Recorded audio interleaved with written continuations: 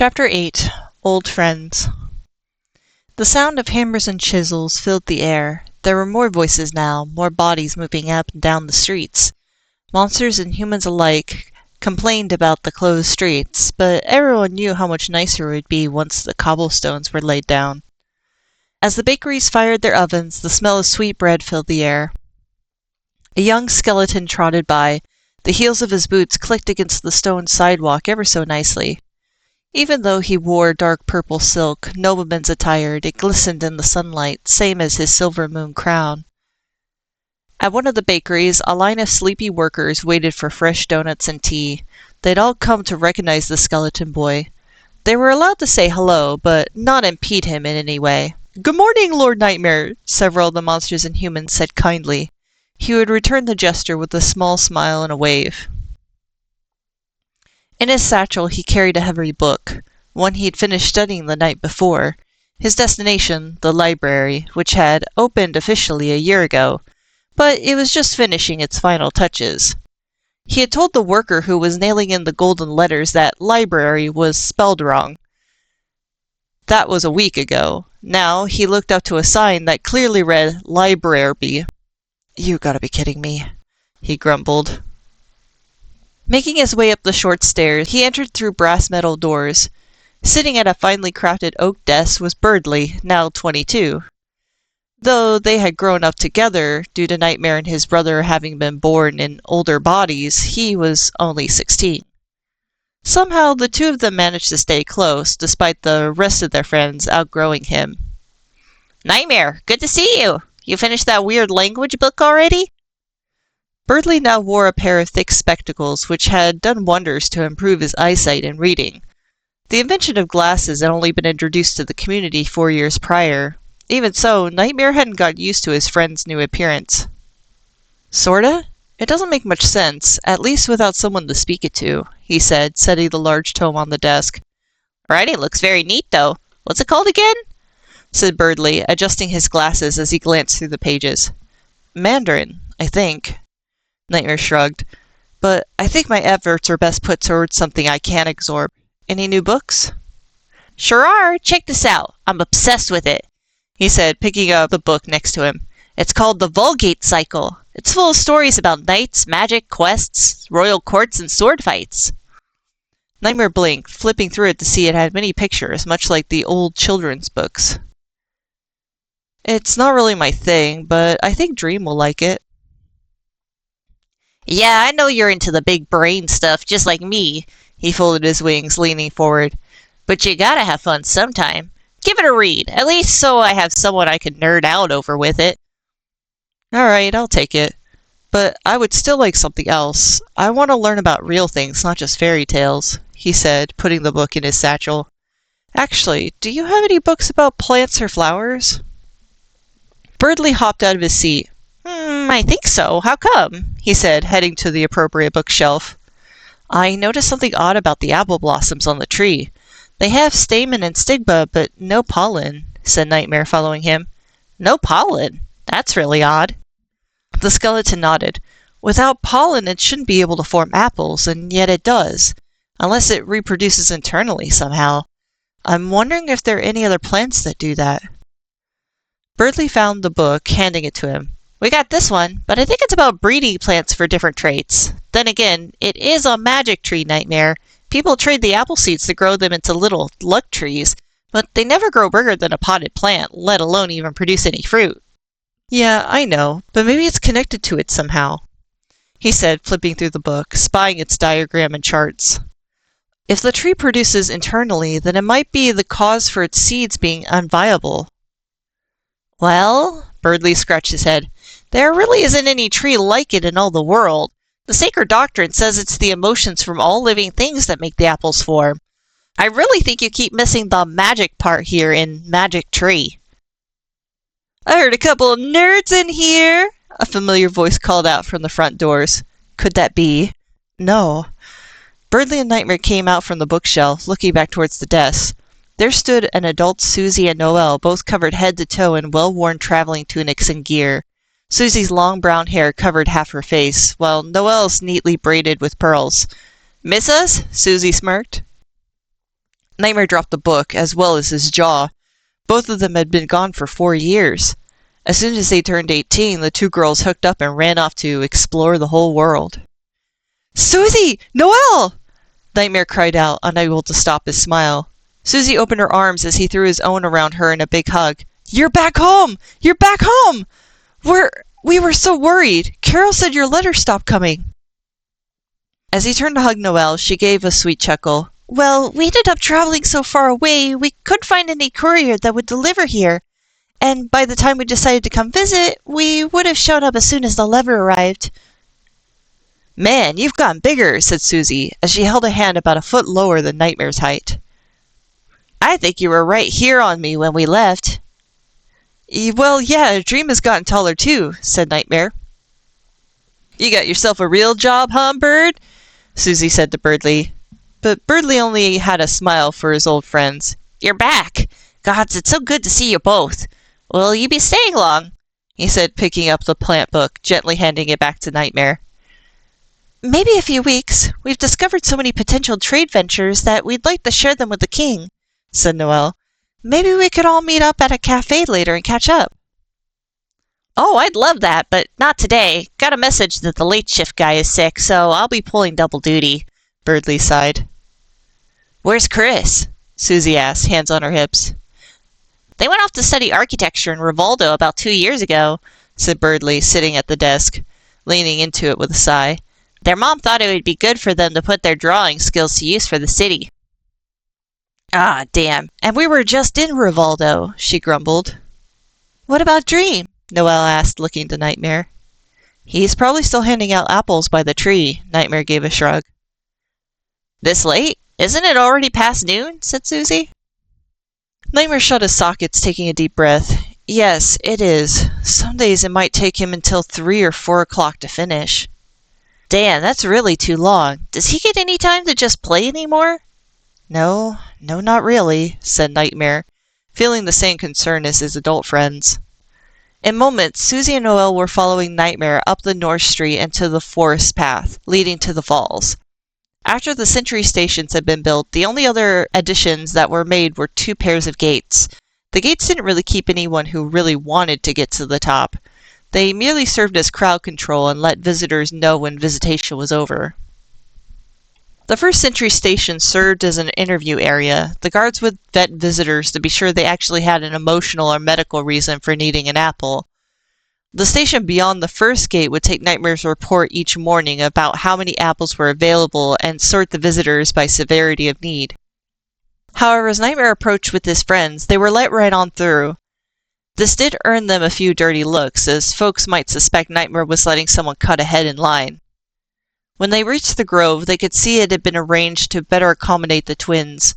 Because neither of them wished to have permanent structures built there, the brothers had a large tent that stood to the west side of the bridge. It essentially functioned as their kitchen, closet, and bedroom when the weather wasn't bad. But they still stayed with Asgore and Toriel during winter. Crossing the bridge, they could see several folks lined up to meet with Dream. Dream sat on a stool, with the golden apples piled neatly beside him. He wore a matching silk outfit to Nightmare's, but his was all white with gold trim, along with a golden star crown upon his brow. A guard stood to each of his sides, one being Undying. She didn't wear her eye patch anymore. She hadn't ever been blind, just a little self-conscious that her magically infused left eye looked unsettling to folks. 2 more guards kept watch over the line as a middle-aged human spoke to Dream. Dream had a nervous look on his face, giving little nods. Nightmare could tell he really wasn't comfortable with whatever the man was telling him. Nightmare had heard plenty of horror stories from the visitors, things he knew both of them should have never learned about so young. However, when Dream noticed them approaching, his face lit up like the sun. He stood, giving several bows of apology to the man. "Please, just a moment. I'm so sorry. No, I'm not skipping you." He had to urge himself out of the conversation. Though he tried to take it with grace, the skeleton boy couldn't contain his excitement. "Susie!" Bursting into a run, he threw his full weight at the lizard woman. She stumbled back just to catch him. "Whoa there, Dream Boy! Good to see you, too!" "Noelle! Noelle!" he squealed, wiggling out of Susie's grip and taking Noelle's hands. They twirled around a bit. "Wow, you look so good! Just like a little prince!" Noelle giggled. "I can't really socialize right now. Are you two staying in town?" Sure am. Nightmare's going to show us to a cafe. Any chance you can meet us there? Said Susie. Dream grinned and nodded. I can be finished in an hour. Usual place? The Starfall Leaf? Yep, Nightmare nodded. See you then. You better show up. In an hour, said Nightmare, as his brother rushed back to the visitors. I will, said Dream, resuming his seat. Man, that kid works too hard, said Susie, a hand on her hip. Yeah, he does. Nightmare started to turn back for the bridge, when suddenly something hit him, out of nowhere. A punch to the face, a bleeding nose. The visitors screamed. Seize him! Undying cried out. Susie and Noelle both called out a different brother's name. As Susie touched Nightmare's shoulder, his hand came to the blood on his face. He whipped around, seeing Dream knocked to the ground as Undying looked over him. You're an idiot! You're useless! Ah! The human man cried out as two of the guards grabbed him. He had one of the apples in his hand that he had tried to steal. These apples are useless! Nothing ever changes! Nothing! Dream! Nightmare screamed. Pushing past Susie and Noelle, he ran back to where Undying was helping his brother up. His nose was also bleeding where the man had hit him. I'm fine, Dream muttered, his sockets squinting in pain. You're not fine! Stop saying that! Said Nightmare, helping his brother to stand. Undying's face filled with rage before Nightmare's could as she pointed an armored hand to the human. This won't go unpunished, human! Take this bastard down to the jail immediately! As the guards dragged the struggling man away, Nightmare wiped Dream's blood off with his sleeve as best as he could, but the blood had already spotted his silk shirt. It's okay. It'll dry off, said Dream. Nightmare knew his brother was just trying to deflect from what just happened. Nightmare gritted his teeth. Damn it! Undying, no more visitors today! Send them away! Undying gave a firm nod and obeyed his command. It seemed everyone was understanding after having witnessed the skeleton child be assaulted. Their noses were still bleeding, so Nightmare brought Dream to the creek to wet a rag, place it to his brother's face to stop the bleeding. What about you? Dream muttered, holding the rag where Nightmare had placed it. My bleeding will stop when yours does, he said, though still cleaning up himself. Oh my goodness, are you both okay? Noelle said. I think so. Damn it, the guards need to get better at vetting these people. Nightmare smacked his fist to the ground. Hey, look at the bright side, said Dream. Now I won't be late to the cafe. Susie folded her arms. That's not funny. But she did grin with a twisted brow at Dream's humor.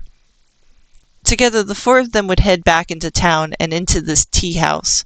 Its tall, colorful glass-pane windows greeted them before the familiar server did. Guided to a private booth, their window overlooked one of the freshly cobbled streets. Monster and humans traversed it with brand-new shops, all with money begging to be spent. Dream sleepily laid his head on Nightmare's shoulder. Both of them were forming the exact same black eye from the assault. Geez, what was that jerk's problem anyway? Said Susie as they took their seats. Well, Dream opened his eyes slightly, looking out the window. It's been his third attempt at returning to the tree. He's had a lot of relationship problems in the past. This time he was asking for an apple to give to a girl he liked without her knowing. I refused him. It didn't sit right with me. The idea that someone would feed the apple to them without knowing. Damn, somehow it got worse. That's a terrible excuse, said Nightmare. We should have the guards increase the conditions in vetting. Nothing like this should ever happen again. It's my fault. He really seemed very sweet when we first met. I felt sorry for him. Dream said before hanging his head. Have I really become such a bad judge of character? People can change, said Noelle, and sometimes for the worst. And sometimes our desire to help can blind us to it. Oh!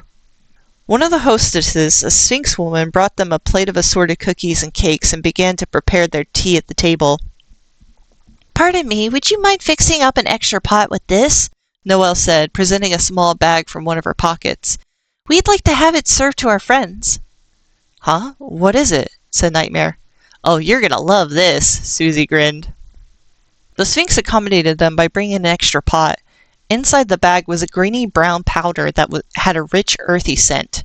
It was prepared with the hot water. The smell of it filled up the whole booth. It made Nightmare feel more awake. Even Dream straightened up, watching curiously. Night, you first. I want to see how you like it, said Susie. Nightmare smelled the cup of black liquid before giving it a sip. It's strong and bitter. It's called coffee. We brought some of it back with us from the far south, said Noelle with a smile. I prefer it with sugar and cream. Though it was bitter, it wasn't unpleasant. Nightmare sipped more of it, which excited the inside of his skull. Without realizing, a smile was forming on his face. I like this. Coffee. Damn, man, don't smile like that. It's weird, said Susie as Noelle chuckled. Dream gave his cup a sip too, his face scrunching up, and said, Oh, yeah, that needs sugar and cream. Once he had both ingredients to his aid, Dream was able to drink the coffee as his brother was. This is very delightful. That's just one of the many things we discovered, said Susie. There's so many other wonderful things in the world we want to bring back here. Nightmare's smile softened as he listened to the two women tell of their adventures abroad. Laughing together, they were clearly in love. Whenever the subject would get more romantic, Dream would lean in, adoring them. They'd have to remember the twins were still 16 and shouldn't be hearing all the details. Again, the city of Rivaldo was one of their favorite subjects, a grand and ancient city made of marble and history. We did get a lot of strange books, but most of the humans were kind and accommodating, Noelle nodded. They're so curious about us, endless questions about things we couldn't even answer. There have been more human visitors to the tree these past few years, said Dream, having demolished half the plate of cookies on his own. Yes, I noticed that too. It's part of the reason I feel we should tighten the vetting process, if what happened today wasn't reason enough, said Nightmare, finishing his third cup of coffee. Dream frowned. Nightmare knew his brother hated to hear it. Hey, you can't help everyone in the world, dude, said Susie. But I want to help everyone in the world, Dream whined, though partly in jest. Taking a glance out the window, he gasped slightly, putting a hand to Nightmare's shoulder. Oh gosh, how long have we been here? Probably about 3 hours, Nightmare mused. Toriel and the painters will be waiting for us. We should be going. Remember how upset they got at us the day before? What's this about painters? Noelle tilted her head. Toriel's having our portraits made. A few of them to go up in the palace once it's finished, said Nightmare. Oh, you better get going then. Noelle and I got stuff to do. We'll pick up the bill, said Susie, reaching for her coin purse. Don't worry about it. We'll just put it on our tab, said Nightmare as both twins got up. Talk to us again soon, all right? Yeah, next time we'll have Birdley along. Bye, boys, Noelle waved. Normally, they might have hitched a carriage to the partially built palace from the cafe, but, both still fueled by the coffee and sweets, felt the need to rush to their destination on foot. I bet I can beat you there, Dream laughed, bolting ahead. Bet not, Nightmare grinned, chasing after him. He felt especially energized and restless as he caught up, passing his twin. You sit on a stool all day. Hey, so do you, always with your head in the books. Might as well bury you on one. Laughing, they ran past the guards at the gate of the courtyard, letting them pass without a thought. The marble drive was accented on both sides by grand fountains that looked like they had been pulled right out of the pages of the books concerning Rivaldo and other human cities. Nightmare got up the steps, past the threshold where a bear monster butler bowed in greeting. Beat you! Not until the drawing room! Dream laughed, darting past him. Hey, not fair! Giggling, both boys made their way into the gilded drawing room, stopping as 5 humans looked over at them from their easels. Nightmare blinked. He'd seen these humans in the days before, but it still made him uneasy for them to look at him and his brother so monotone. Dream, Nightmare, are you all right? Said Toriel, rushing to them. She wore a gorgeous blue silk gown and corset, the latest fashion brought from the south. However, she was far more worried about the twins. I heard about what happened. Oh, and you both have black eyes, she said, scratching at what was left of the dust on Dream's shirt. It's all right. It doesn't hurt anymore, Dream tried to assure her. I can't believe that happened to you. We'll make sure that man can never visit the tree again.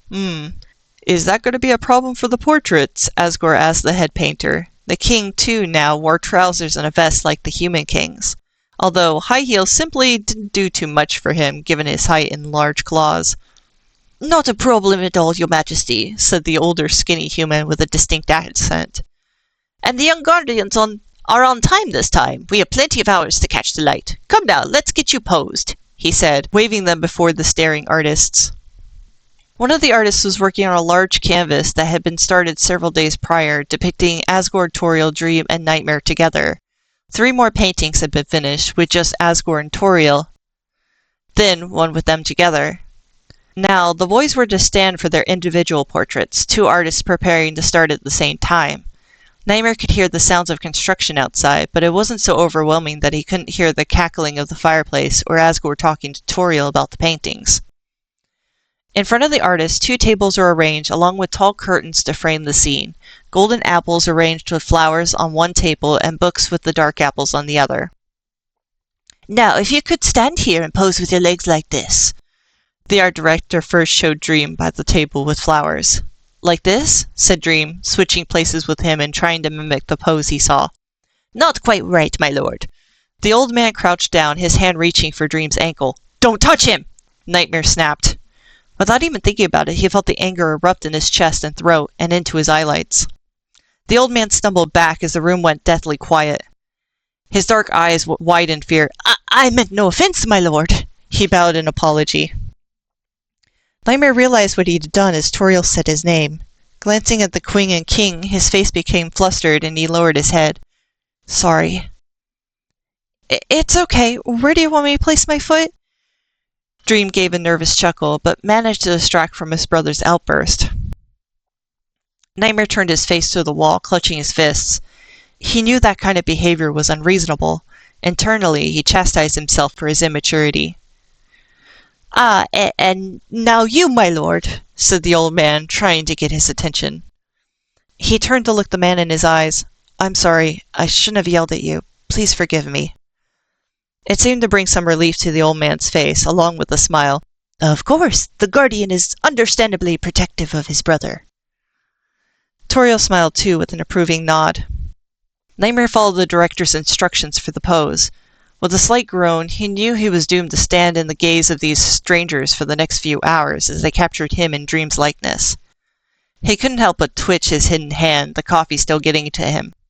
"I'm sure your portraits will come out as beautiful as ours did," said Toriel, sitting beside the humans. "We still need to figure out where we're going to hang them," Asgore scratched his chin. "But by the end of the construction, there'll be plenty of walls to choose from." It was nice, despite the effort of standing still for hours. Nightmare kept glancing at the large portrait of the 4 of them together. The artist was finishing the final touches. It made him feel like they were a real family, like Asgore and Toriel were their real parents. "Your Highness, I'm glad to find you here," entered a purple fox monster with green robes and glasses. "I have the results from the boys' dust tests." "Ah, Chujin! Yes, what are the results?" said Asgore, sitting down the cup of tea he had in hand. "Alright, so, it's good news, but it's going to sound like bad news at first. The twins are not boss monsters. Well, not in the same way you and the queen are," said Chujin, flipping through the papers he had brought. "They don't have the magical trait for immortality that passes from parent to offspring like yours would." "I'm surprised, but their magic is so strong. I would have believed they were boss monsters, especially considering the nature of their birth," said Toriel. It felt very odd listening to them talk about him and Dream as if they weren't there, but Nightmare kept still.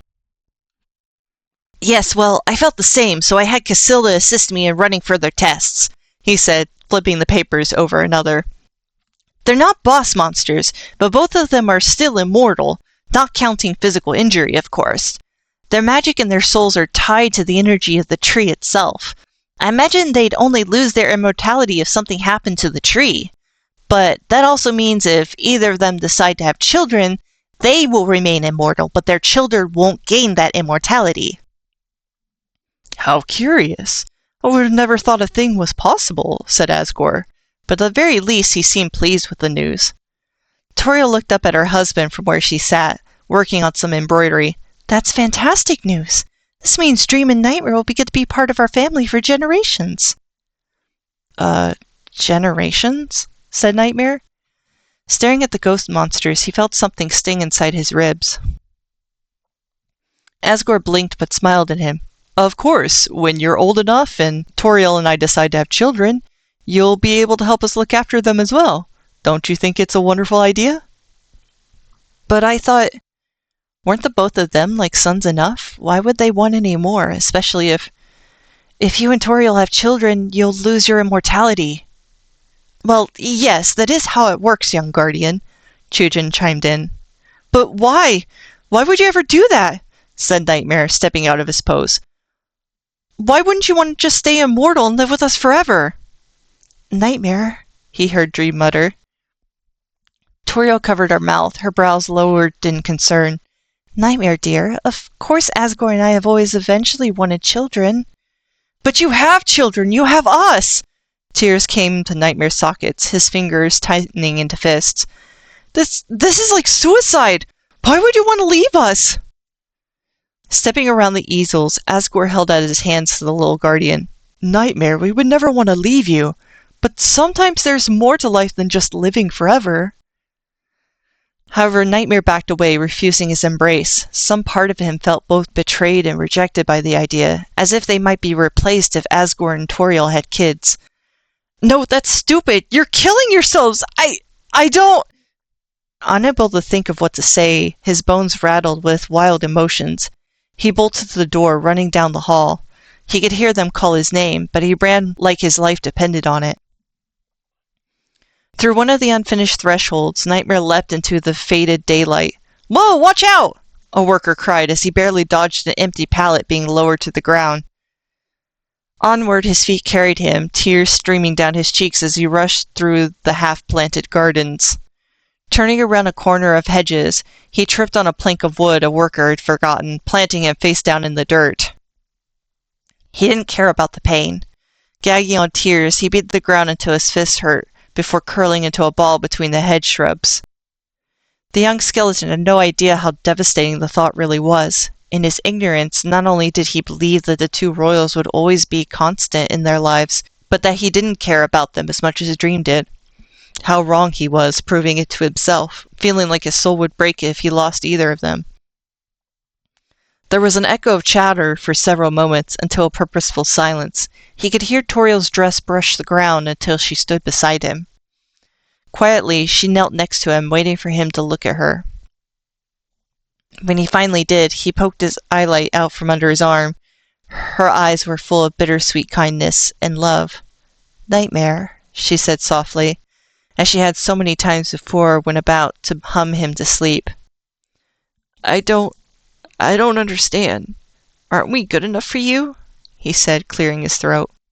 Of course you are. Asgore and I couldn't be any more blessed without you in our lives. We love you as if you were our own. Nothing will ever change that. He felt like a toddler again, but he didn't care. Sitting up, he wrapped his arms around her, hiding his face under her chin. Oh, my child, she said, pulling him into her lap so she would embrace him. Asgore and I talked about it. We agreed that we wouldn't have children until you and Dream were ready to see our family expanded. I knew we'd have to have this talk. It means you'll die, don't you get that? He cried. Yes, someday. Someday Asgore and I will die, but we still want to have children in spite of the cost. You're still so young. I know it can be hard to understand, but one day you may feel it too. A desire so powerful that you may want to have children, and even before having them, you know you would do anything to give them a life worth living. He shook his head, crying more as she gently rocked him. He wanted to say more. He wanted to say he would never understand. And yet, this really was something Toriel and Asgore wanted. He didn't like it, but he also didn't want to keep feeling this way.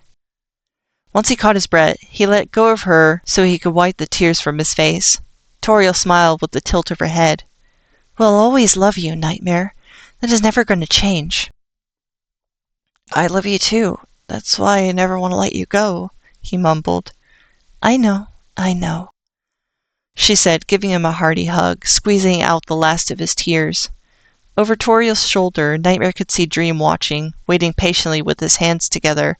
A worried Asgore loomed behind him. After that, the court artist finished up the painting session for the day. The royals and guardians would have a filling meal together before the twins headed back to their tent by the sacred tree. During dinner, however, Asgore suggested having Undying train the boys further in self-defense.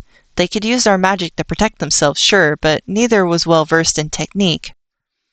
It was a matter of finding the time to actually train. Nightmare suggested that it take an hour out of the tree visitation in the mornings, right when Undying and the guards would be fresh, and it would help Dream be more alert. He was surprised when Dream agreed, since his brother usually protested taking any time meeting with the visitors. As they were heading back up the cliff by moonlight, Nightmare followed behind Dream. He could sense a strange quietness taking hold of him until he broke his silence. "I'm sorry I worry you so much," Dream said. "Huh? What are you talking about?" Nightmare asked, walking up beside him. Dream gave a sad smile. "You always think about what's best for me, aren't you?" "Of course. I'm supposed to protect you, Dream. It's my purpose." His smile faded as he looked ahead. I don't need you to protect me. I need you to be my brother. And that means I want you to be happy too." Taking his hand, Nightmare tried to reassure him. "I am happy. Being your support is enough for me." His smile returned, but Nightmare could see something still bothering him, something he wasn't able to articulate yet. At midnight, Nightmare woke to find Dream wasn't at his side. "Dream?" In his nightgown, he got up and didn't see his brother anywhere in the tent. Stepping out, he would see Dream sitting by the tree, staring into the endless white sea. Unsure what his brother was doing, Nightmare felt a chill in the breeze and shivered. He would retrieve one of the blankets before crossing the bridge to the tree. Dream looked up as he approached, wrapping the blanket around him before sitting down. "You all right?" With a smile and a nod, Dream wrapped the blanket around Nightmare too. Exhausted, Nightmare leaned his head on Dream's shoulder, closing his eyes. "You ever see anything out there?" "No, but I hear voices, though." "What? Seriously?" Dream gave a nervous chuckle. "It's probably just in my head, though." "What are the voices saying?" "They're talking to each other, I think. Talking about people and places I've never heard of. Like overhearing conversations in a busy crowd, but somehow the crowd is silent." "I've never heard any voices. You sure your skull is on straight?" Dream laughed before leaning his head on Nightmare's. "I'm sure. Yeah, it's probably just in my head." A few quiet moments passed. Nightmare could hear the hooting of an owl and the gentle rustle of the leaves above. Nearly asleep, he heard Dream say, "I want you to be happy too." "I said I was happy," Nightmare mumbled. "I know, but if anything ever changes, promise me you'll think of yourself too, okay?" "Okay," Nightmare sighed, having no energy left to think about anything, falling back to sleep.